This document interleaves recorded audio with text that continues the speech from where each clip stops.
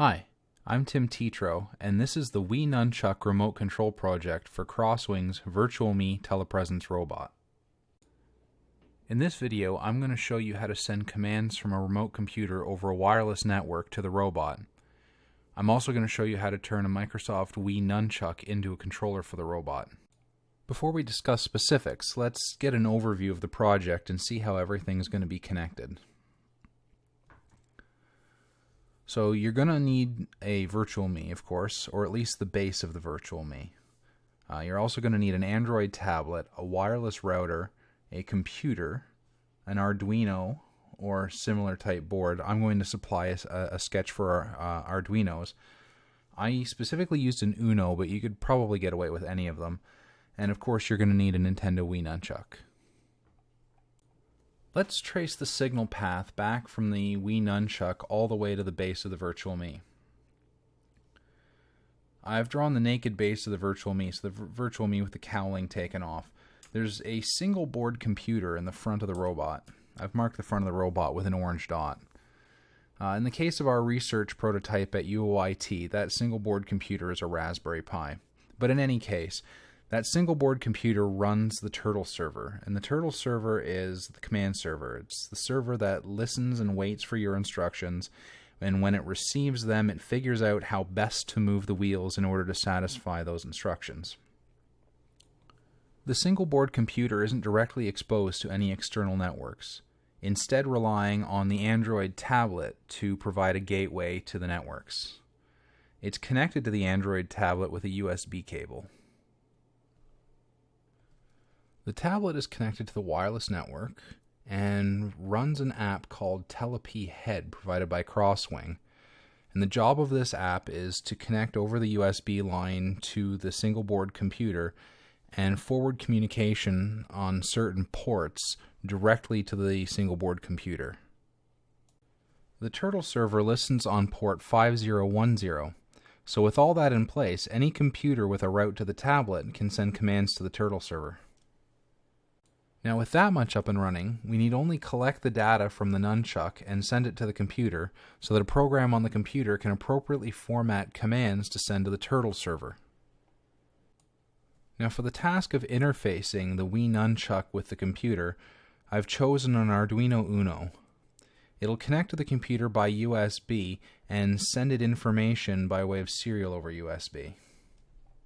The Nunchuck communicates over I2C, and a sketch on the Arduino pulls information from the Nunchuck and formats it and shoves it over the serial line to the computer.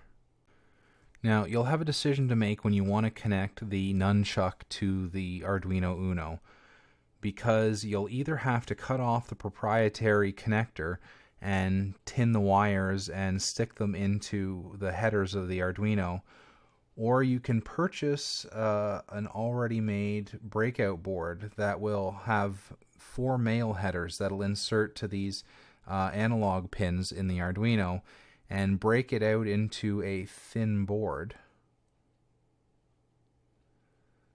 that simply exposes them as bare metal conductors that can slide into the proprietary connector and connect those 4 wires rather than having to slice off the connector.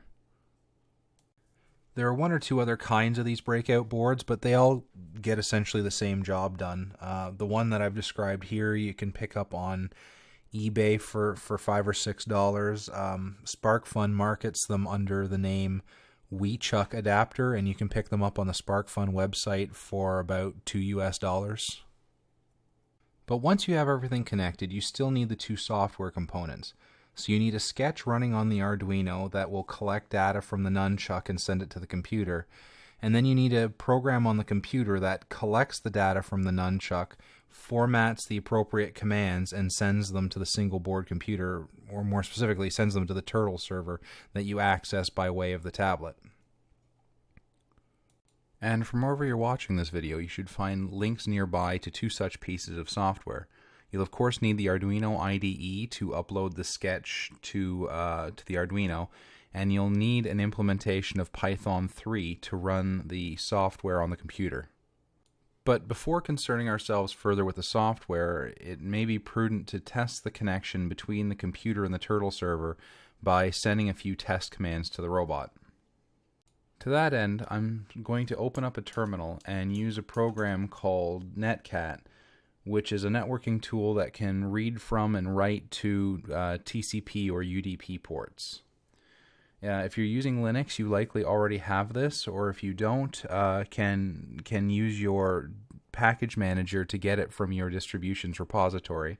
If you're a Windows user, I believe there is a Windows version you can download, but I might recommend that you get more of a full GNU/Linux tools implementation, something like Cygwin.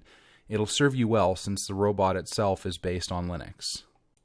Though possibly the simplest solution for Windows users is to download something like Putty Terminal, which will allow you to use SSH to connect to the single board computer and take control of it.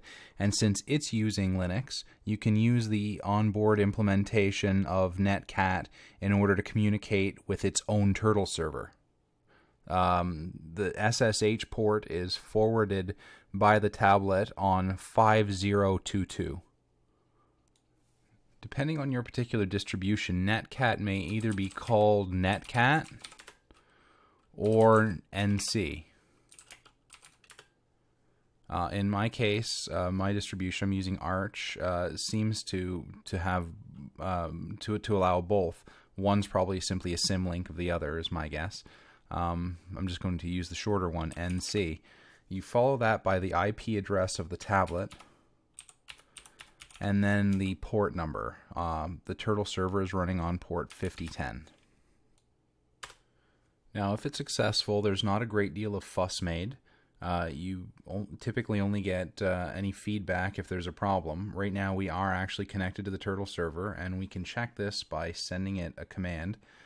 Let's send it the command Q, press enter, and it reports back the metric X and Y coordinates of the robot, followed by the heading, followed by the number of items left in the queue for the turtle server to execute. This is a freshly started server, so we're at the origin. We are oriented along the positive x-axis, and there's nothing in the queue to be done. So now that we've confirmed that the computer can have a good back and forth with the turtle server, pause the video and let's get all the software working. So download the Arduino sketch and download the Python code that you're going to run, and get them both working. So to get the Arduino sketch working, you're additionally going to need my Wii Nunchuck library. I'll post a link for that as well. And for the Python code, I don't know what to expect in terms of what libraries you may have by default. You'll need a Python 3 implementation, and probably the only libraries that you may need to get in addition is the serial or the socket library, but I think it's highly likely that they've come with your distribution. But certainly if you have problems, just Google the error message and you'll be able to flush those out without much issue. If you pause the video and are coming back, welcome back. So now that you have everything up and running, possibly with more problems to come, but you can work at those when they crop up, press Control-C or Control-D. Control-D is preferable to get out of Netcat and to close your connection with the robot. And then go to the directory where you downloaded the Python program. So for me, it's in my workspace. And you can see there's nothing in here but the Python program. I've set its permissions to executable. If you're in Windows, it's possibly an icon that you double click, or if you're in a command prompt, you may have to type Python wechuk-vme. Linux, I can simply run it. I'll show you. If you run it with the TAC-H option, then it displays this message and tells you what things you might specify. So TAC-H prints this message.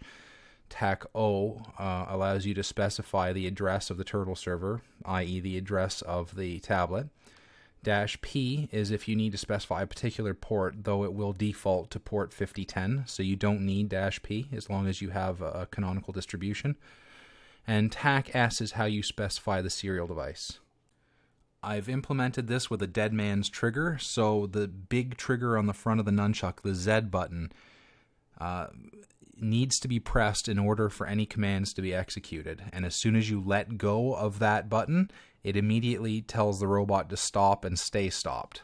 So that reads right now as state cold, and it'll be cold until I push the button, and then it'll read hot. The Z and the C buttons, the state of them are displayed here. 0 for not pressed, 1 for pressed. You saw a moment ago I pressed the C button and that made an asterisk appear right here.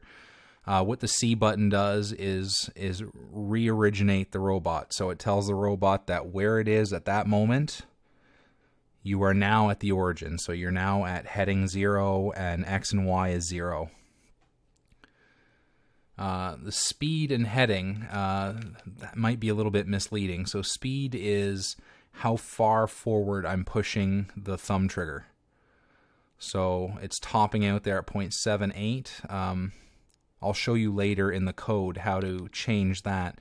But that's a good safe default, because if you're doing this for the first time and you push this forward as far as it'll go, the robot's going to jump. Because one thing to keep in mind here is that the way this is working, we're bypassing the robot's internal safeties. So all of its limiters on acceleration, we're bypassing those. So if you tell the robot to, lurch in some humongous acceleration, it'll do that, and it'll drive the wheels right out from underneath the head, and it'll end up on its on the ground horizontally. And finally, the heading tells you the angle of the thumbstick. So if you push the thumbstick fully forward, it should give you a reading close to either 0 degrees or 360 degrees. If I pull all the way back, it gives me 180 degrees. To the right should give me about 270, 269, 268-ish. And to the left should give me about 90. There we go. So it's important to keep in mind that speed and heading, I said they might be misleading. It's because they're not telling you about the robot. They're telling you about what's coming from the Wii Nunchuck. Now, the current state of this is cold because I haven't pushed down the trigger. When I push down the trigger, it's going to go from cold to hot, and then that means that it's actively sending commands to the robot.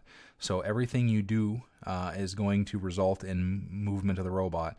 So even if your wrist is slightly turned, when you go from cold to hot, you're going to notice the robot starts turning a little bit, even if you're not pushing the thumbstick. So in a few minutes, I'm going to go over the default controls. And I say the default controls because you're quite welcome to play around with this and try different methods of control.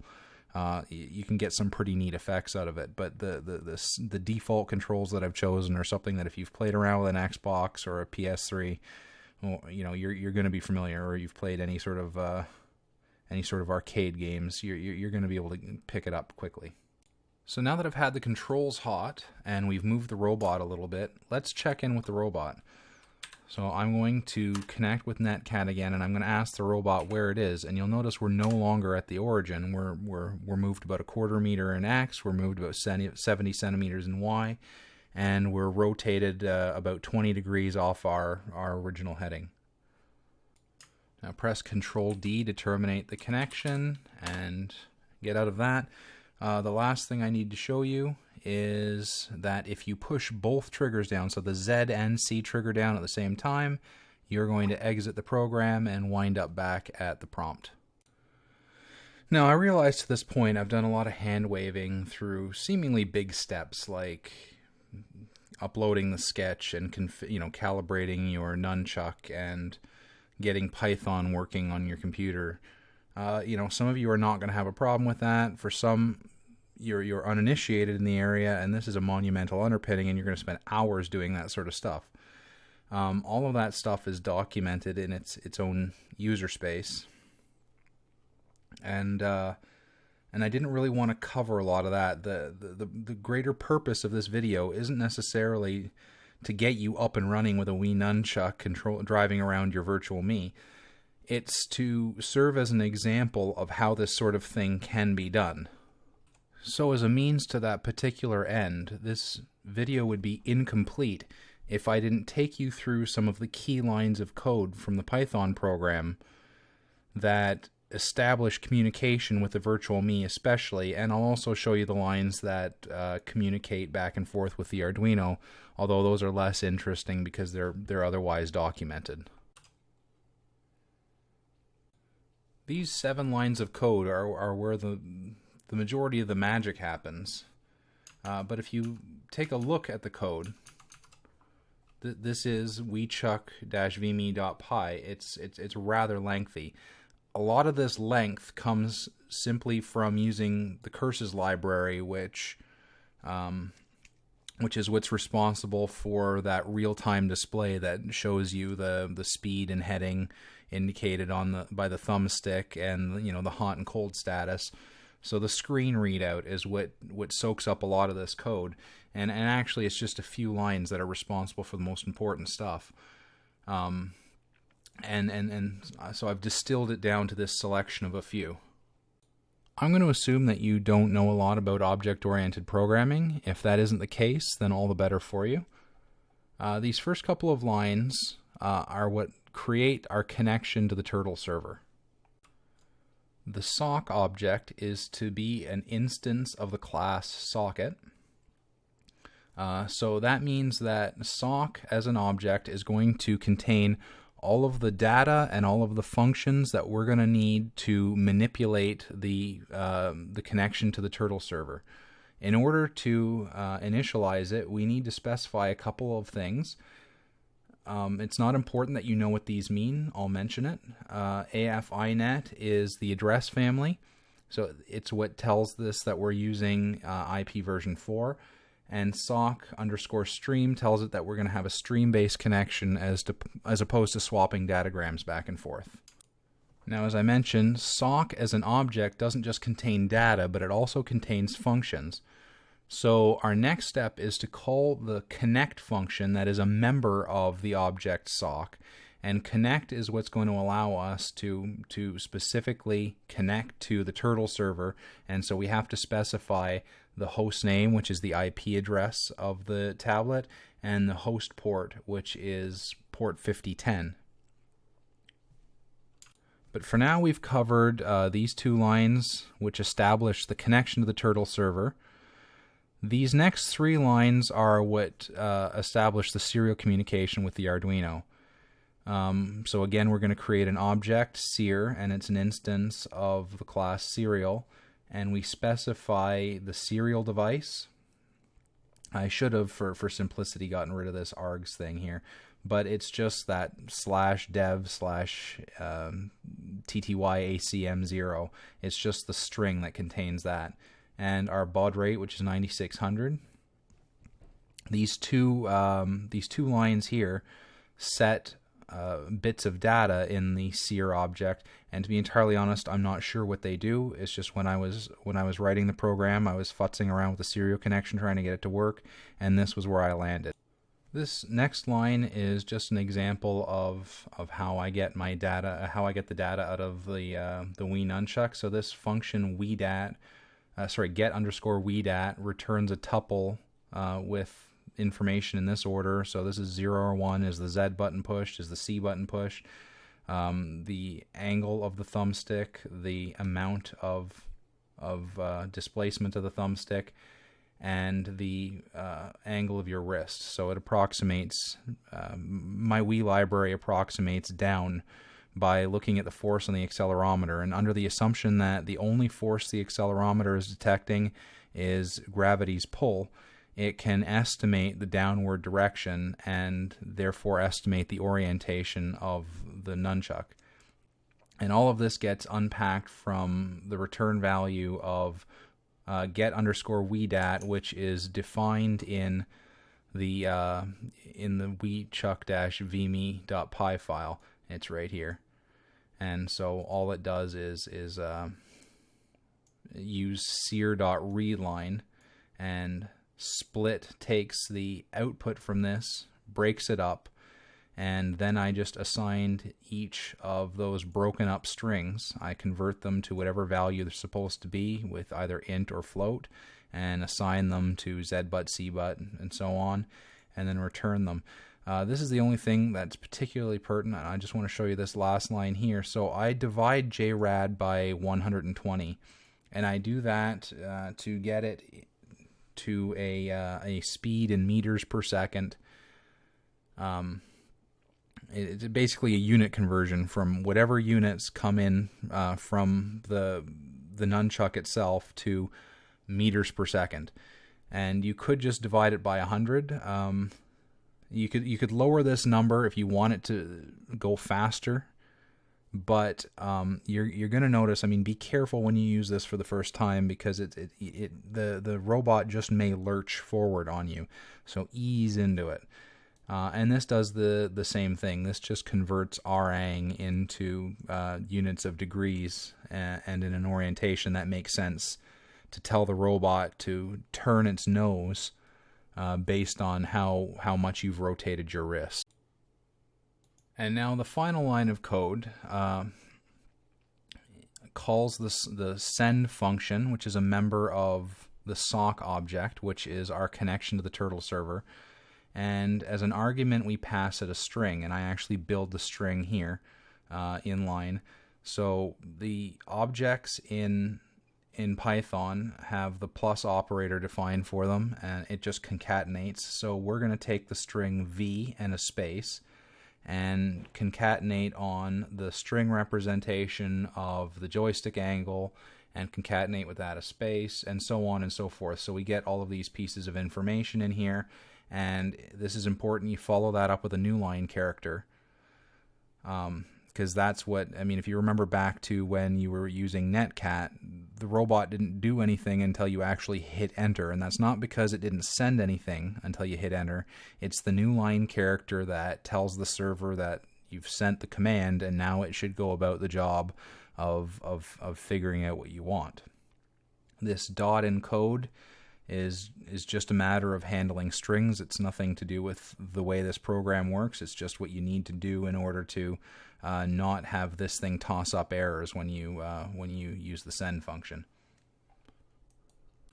And this is why I've left it to the end to discuss what the controls actually do as the program is written right now, because I want to discuss specifically with the way this string is formatted what happens, what the robot does in response to reading this.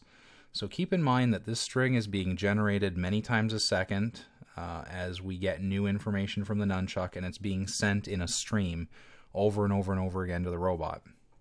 If you look at the documentation for the turtle server, we see that the command v sets the velocity of the robot to s meters per second, where s is the second argument, in a direction n degrees to the left of the current heading.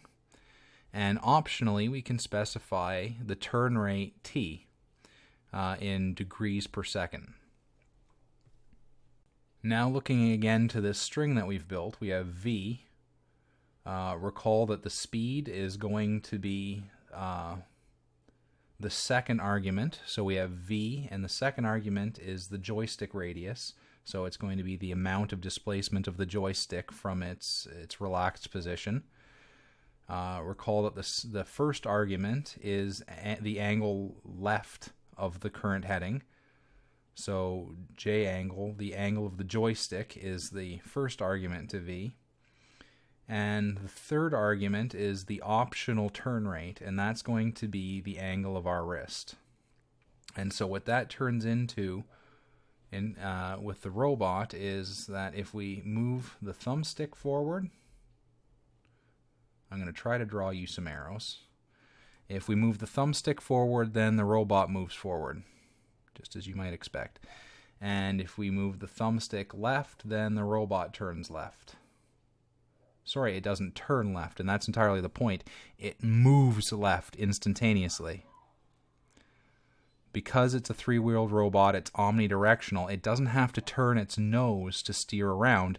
If you push left, the robot slides left.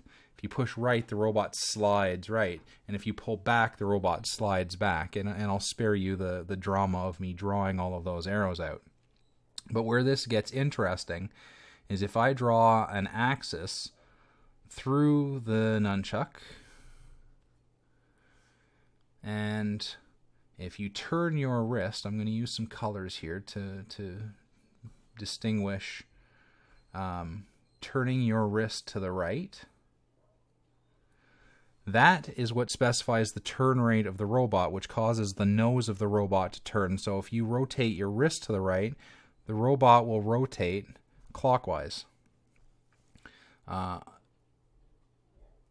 The other way around, if you turn if you turn your wrist to the left, then the robot is going to rotate anti-clockwise. So possibly the simplest way to drive this thing around is to just push your thumbstick forward, ease it forward, right? And then rotate your wrist left or right to steer the robot along a path. I think I've said now all I intended to. If I've left you with comments or questions, and you're watching this on YouTube, please feel free to leave them below. If not, my website is timtetro.net. You can click on Contact Me there and get a hold of me. Thank you very much and have a great day.